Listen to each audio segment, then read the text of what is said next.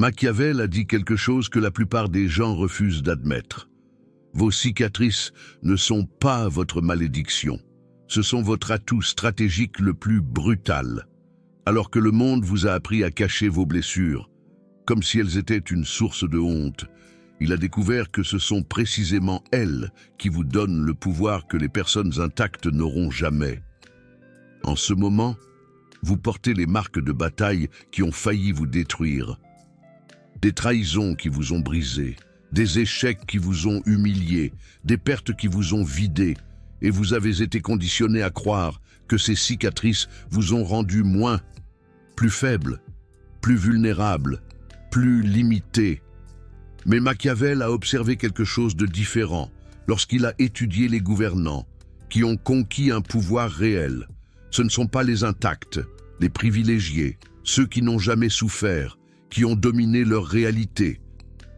Ce sont ceux qui ont converti chaque blessure en une connaissance brutale de la nature humaine, chaque trahison en une stratégie raffinée, chaque échec en un ajustement de leur puissance. Voilà ce que je vais vous montrer dans les prochaines minutes.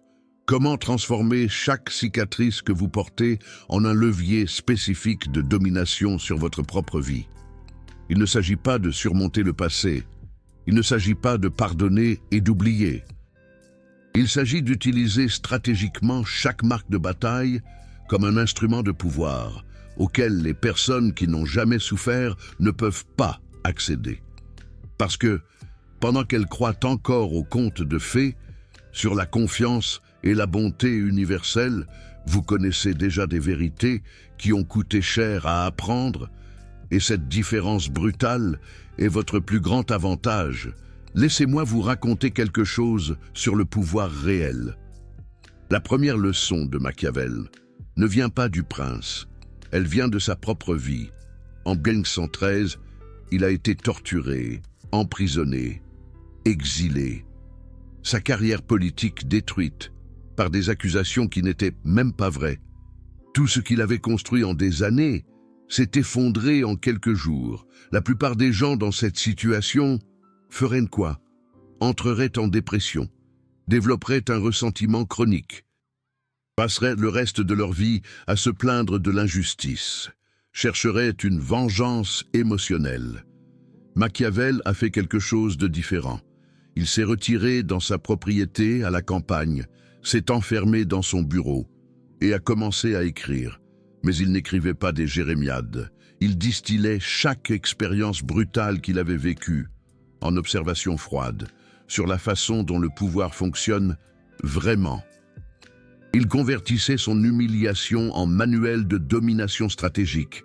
Ses tortures se sont transformées en une compréhension profonde du fonctionnement de la peur dans les structures de pouvoir. Cette trahison politique est devenue une perspicacité sur la loyauté et la manipulation. Cet exil forcé lui a donné la distance nécessaire pour voir le jeu complet, qu'avant, au milieu de l'action, il ne parvenait pas à saisir.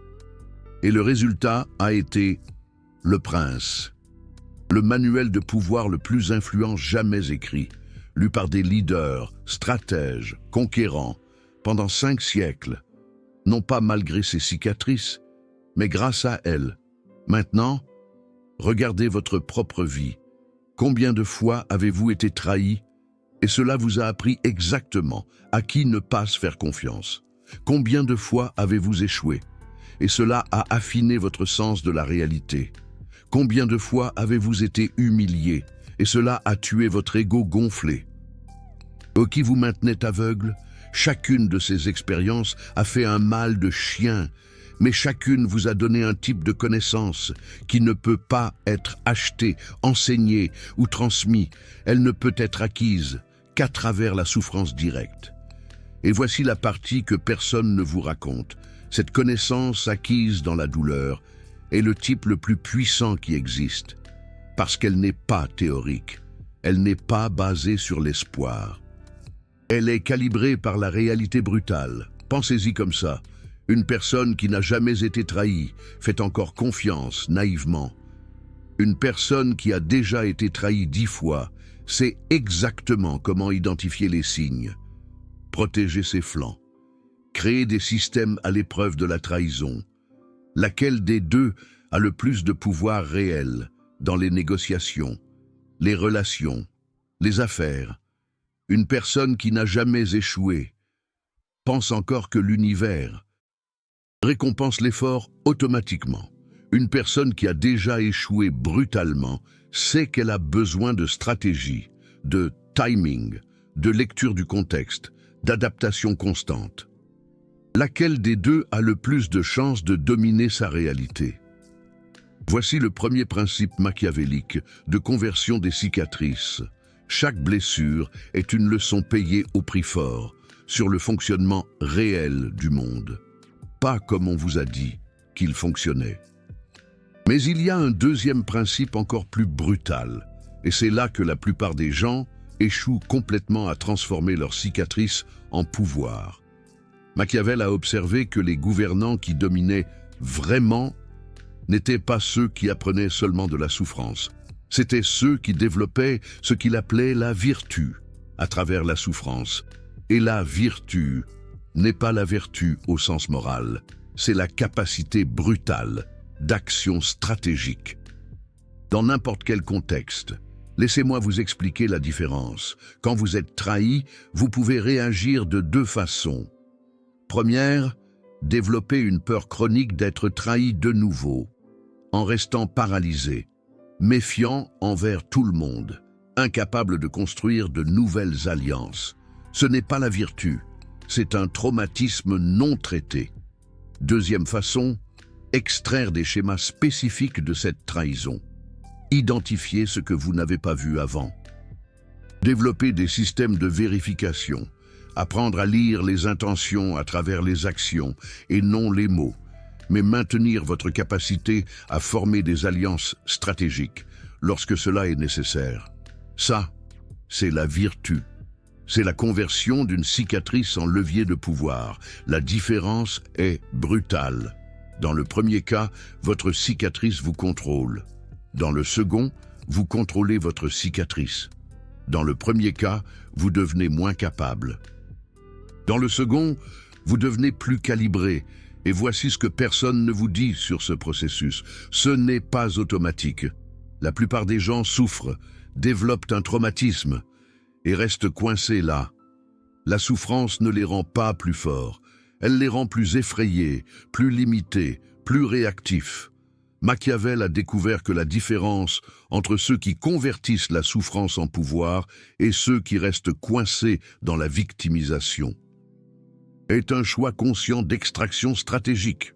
Vous devez activement vous demander « Qu'est-ce que cette douleur spécifique m'enseigne sur la réalité que je ne connaissais pas avant? Comment cela calibre-t-il mon modèle mental?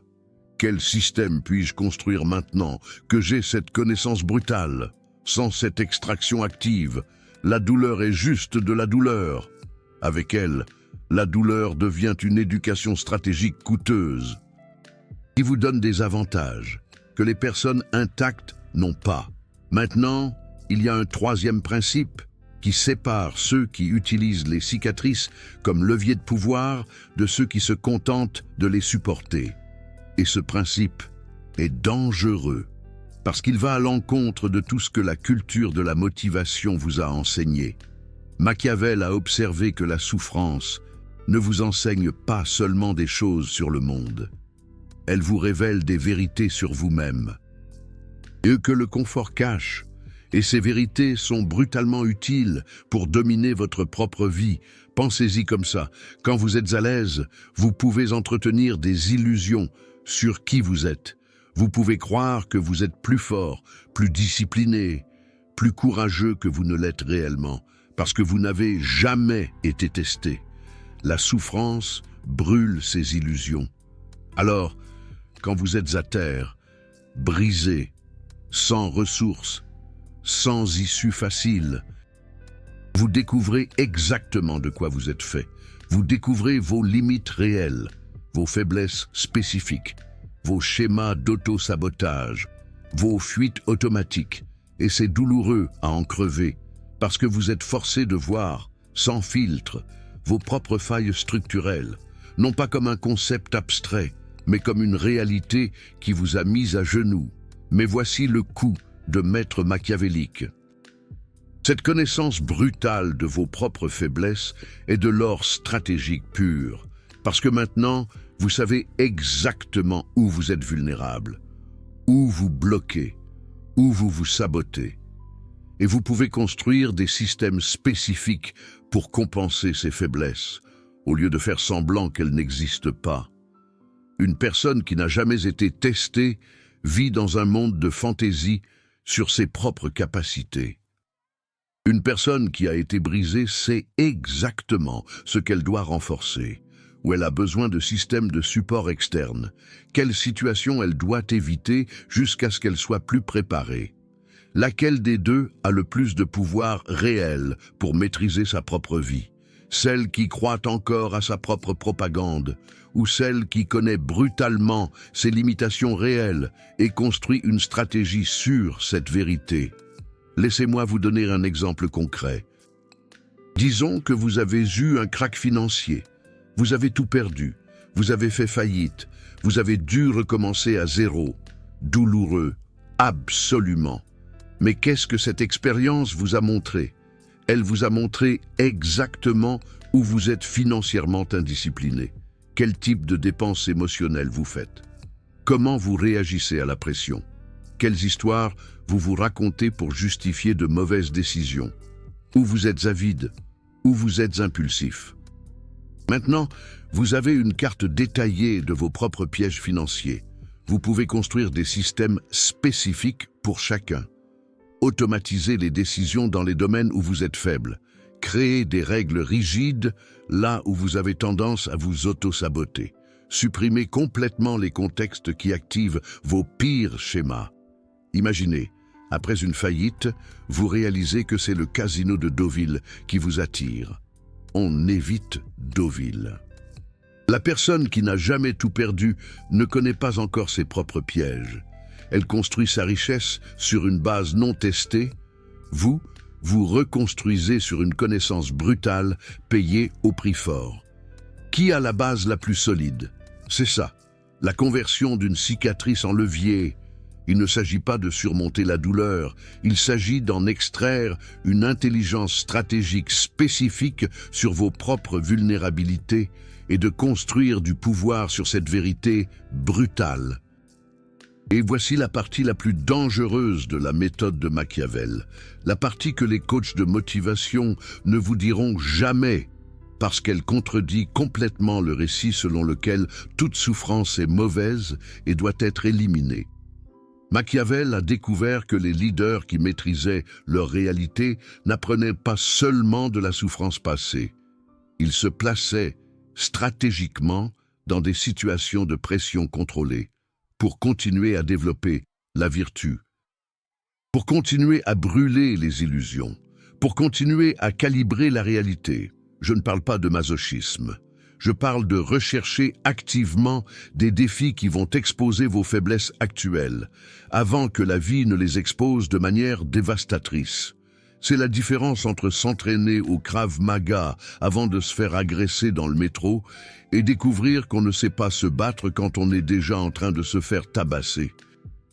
Les personnes qui évitent tout inconfort deviennent de plus en plus fragiles parce que le monde change, les contextes changent et elles ne se calibrent pas constamment. Alors, quand la souffrance inévitable arrive, elles n'ont pas les muscles psychologiques développés pour en extraire du pouvoir. Elles craquent, tout simplement. Les personnes qui se mettent stratégiquement sous pression contrôlée convertissent constamment l'inconfort en calibrage. Elles renforcent exactement les muscles dont elles auront besoin quand la souffrance grande arrivera. Et quand elle arrive, elles ont déjà l'habitude d'extraire du pouvoir de la douleur. Pensez à un dirigeant qui négocie régulièrement de petites situations difficiles quand arrive la négociation importante qui définit sa carrière. Il a déjà des muscles psychologiques développés grâce à des centaines de micropressions. Il sait comment son corps réagit. Il connaît ses propres pièges, il a des systèmes testés. Comparez ça avec quelqu'un qui a évité toute pression pendant des années. Quand arrive la négociation cruciale, c'est la première fois qu'il est confronté à ce niveau de stress. Il n'a pas de muscles, il n'a pas de système, il n'a pas de calibrage, il va craquer, exactement parce qu'il n'a pas de cicatrices préalables qui l'ont préparé. Ça inverse complètement le discours motivationnel. Ce ne sont pas les intacts qui ont l'avantage, ce sont les testés. Ce ne sont pas ceux qui ont évité la douleur qui ont le pouvoir. Ce sont ceux qui ont converti la douleur en calibrage stratégique. Laissez-moi vous donner des exemples concrets de conversion par type de cicatrice, parce que chaque catégorie de blessure génère un type spécifique de levier de pouvoir.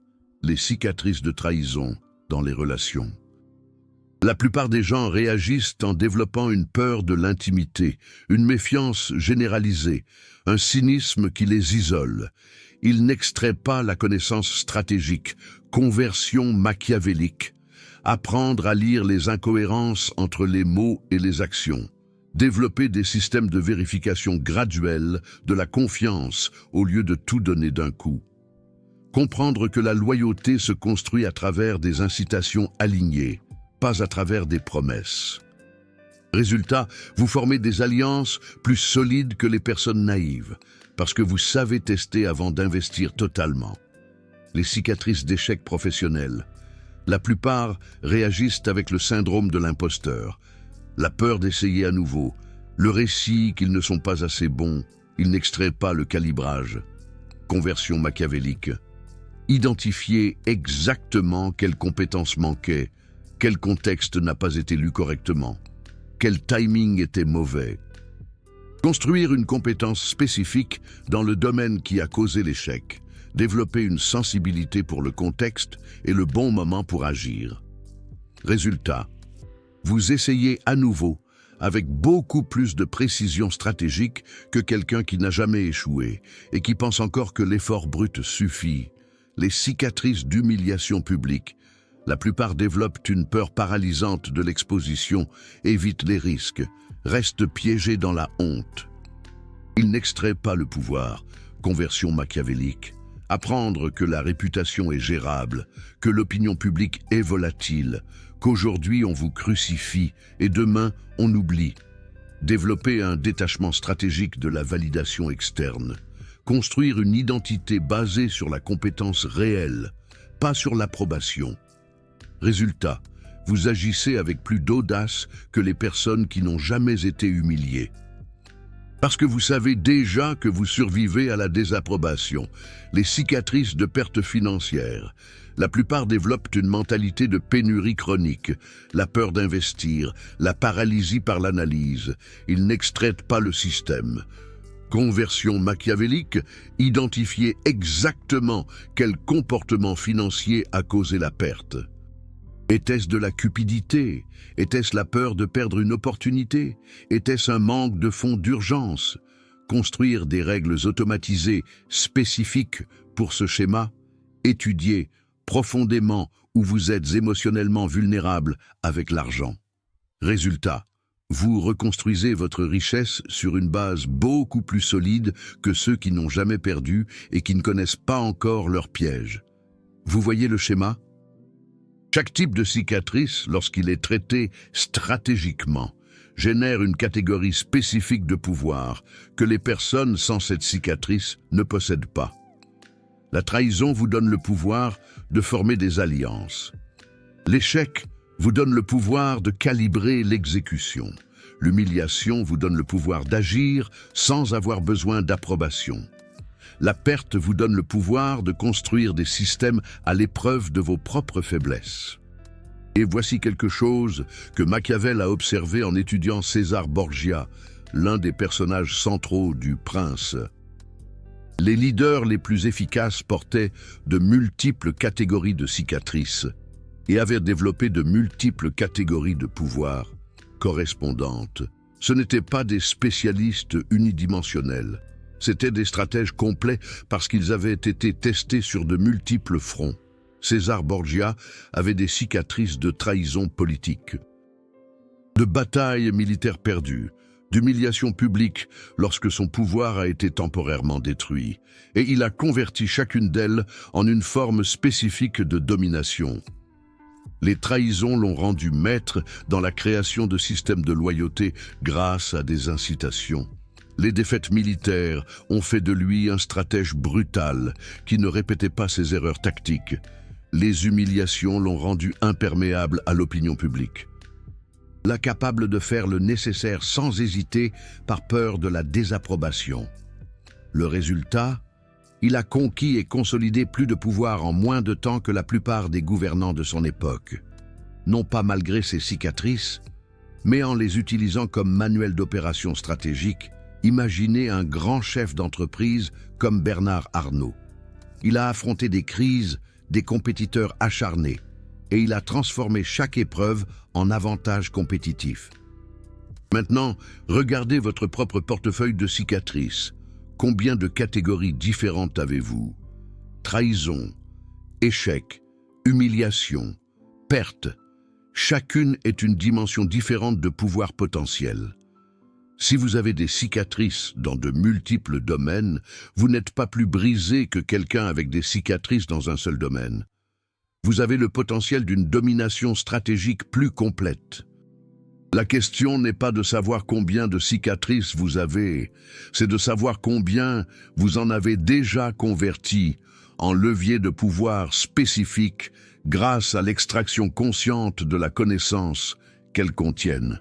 Mais voici le point crucial qui sépare la conversion de cicatrices en pouvoir du simple fait d'accumuler un traumatisme. Vous devez contrôler le récit sur vos propres blessures. Machiavel a observé que la même expérience objective peut détruire une personne et en renforcer une autre. La différence ne réside pas dans ce qui s'est passé, mais dans l'histoire que la personne se raconte sur ce qui s'est passé. Si vous racontez une histoire de victimisation, où vous êtes impuissant, où le monde est trop cruel, où vous êtes brisé en permanence, alors vos cicatrices sont une prison. Vous restez piégé dans le rôle de victime. Et les victimes, par définition, n'ont pas de pouvoir. Si vous racontez une histoire de calibrage où chaque blessure est la preuve de bataille survécue, où chaque cicatrice est une connaissance acquise, où chaque souffrance est un test réussi qui vous a rendu plus stratégique, alors vos cicatrices sont un curriculum de pouvoir. Et voici la partie brutale. Vous choisissez quelle histoire raconter. Le monde ne décide pas pour vous. Votre douleur ne décide pas pour vous. Vous décidez. Machiavel a subi la torture, l'exil, la destruction de sa carrière. Il aurait pu raconter une histoire où il était victime d'injustice, où les autres étaient trop cruels, où le monde l'a détruit. Et beaucoup de gens feraient exactement cela.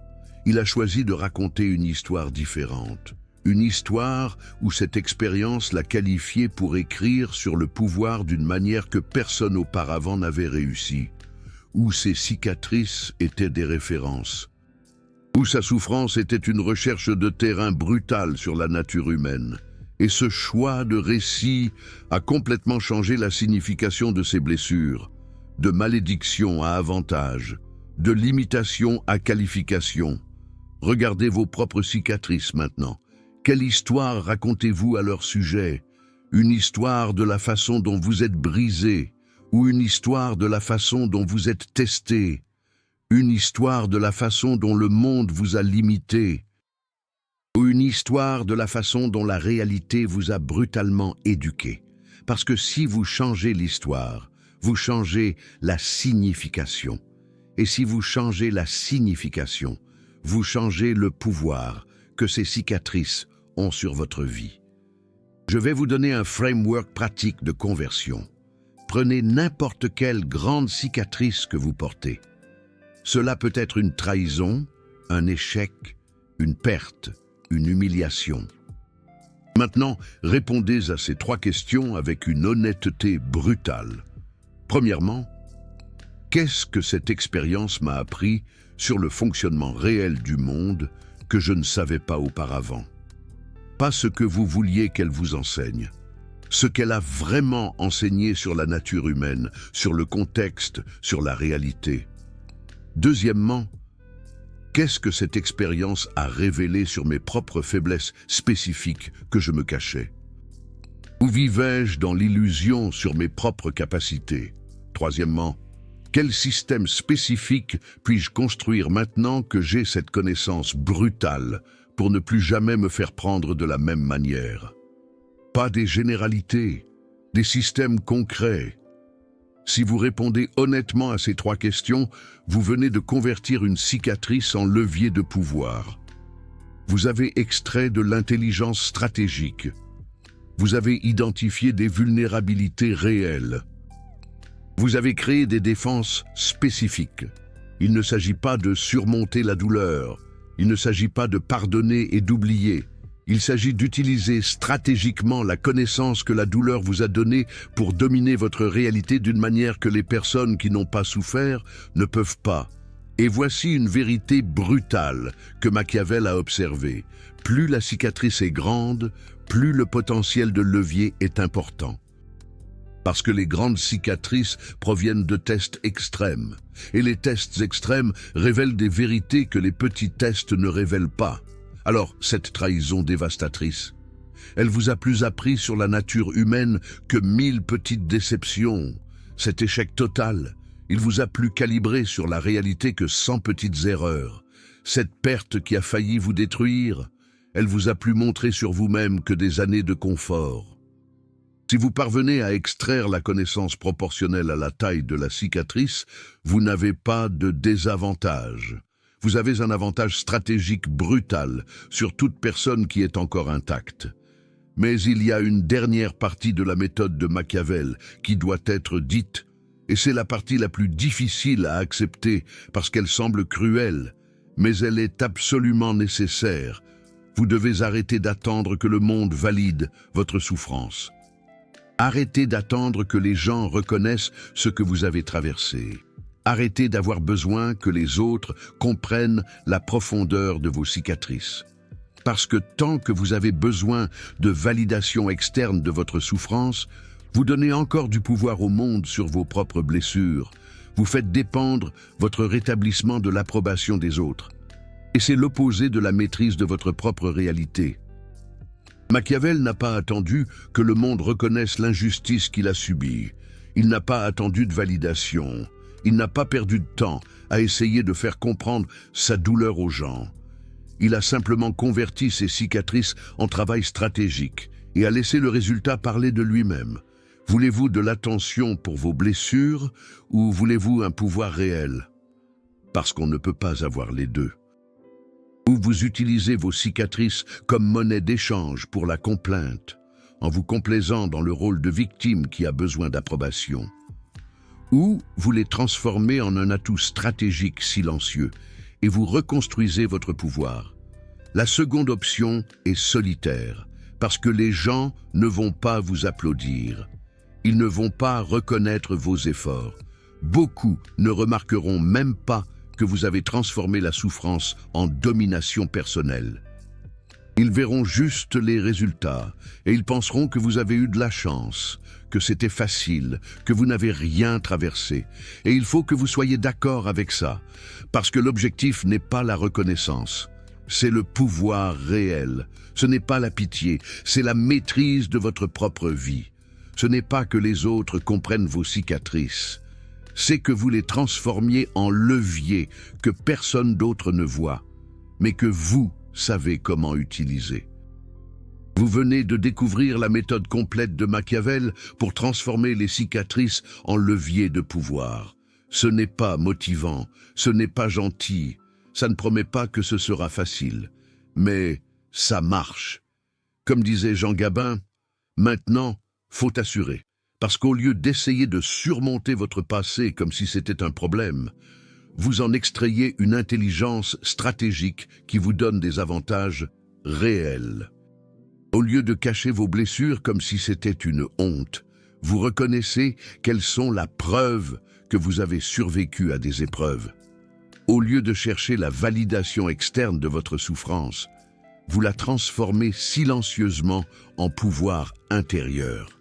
Écoutez, ce genre de contenu va à l'encontre de tout le système de développement personnel qui vous enseigne à ignorer la réalité brutale au profit de la pensée positive. Peu de chaînes ont le courage de vous montrer Machiavel sans phare, parce que la vérité sur le pouvoir dérange, parce que la stratégie réelle n'est pas jolie, n'est pas instagrammable. Chaque vidéo comme celle-ci, c'est en gros dire « vous n'avez pas besoin d'illusions confortables, vous avez besoin de vérité brutale qui fonctionne. Et ce n'est pas populaire, ce n'est pas agréable, mais c'est réel. » Si ce que vous venez de découvrir sur la transformation des cicatrices en pouvoir a du sens, si vous voulez que je continue à vous apporter Machiavel sans édulcoration, le Super Thanks juste en dessous n'est pas seulement un soutien financier. C'est vous qui dites que vous préférez la vérité brutale qui vous donne un pouvoir réel, à la motivation superficielle qui vous maintient dans le confort et l'impuissance. Quand vous cliquez sur ce cœur doré, vous financez du contenu qui vous considère comme un stratège, pas comme une victime qui a besoin d'encouragement. Et plus il y a de personnes qui font ça, plus je sais qu'il existe une communauté qui comprend. Vos cicatrices ne sont pas une malédiction, c'est votre expérience. C'est un diplôme que la vie vous a décerné. Vous n'êtes pas seulement un spectateur, vous êtes quelqu'un qui sait que le pouvoir réel ne vient pas du fait d'être intact. Il vient de savoir comment utiliser chaque blessure stratégiquement. Et ça vous place dans une catégorie différente. Maintenant, la partie finale. Vous avez des cicatrices spécifiques, des trahisons, des échecs, des pertes, des humiliations. Chacune vous a appris quelque chose de brutal sur la réalité, que les personnes intactes ne connaissent pas. Mais si vous ne faites pas l'extraction active de cette connaissance, elle reste enfermée. La douleur est arrivée. Mais le pouvoir n'a pas été débloqué. Vous avez payé le prix, sans toucher le remboursement. Alors voici l'exercice direct. Prenez votre plus grande cicatrice, celle qui vous fait encore mal quand vous y pensez, et répondez aux 3 questions que je vous ai données. Qu'est-ce que ça m'a appris sur le monde réel? Qu'est-ce que ça a révélé sur mes faiblesses? Quel système puis-je construire maintenant? Ne romantisez pas les réponses. Ne cherchez pas de leçons de développement personnel générique. Cherchez une intelligence stratégique spécifique, une connaissance brutale qui vous donne un avantage réel.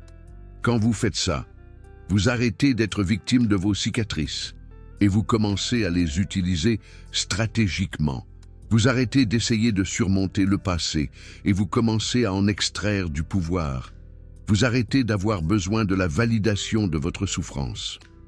Et vous commencez à maîtriser votre réalité en utilisant des connaissances que seuls ceux qui ont souffert possèdent.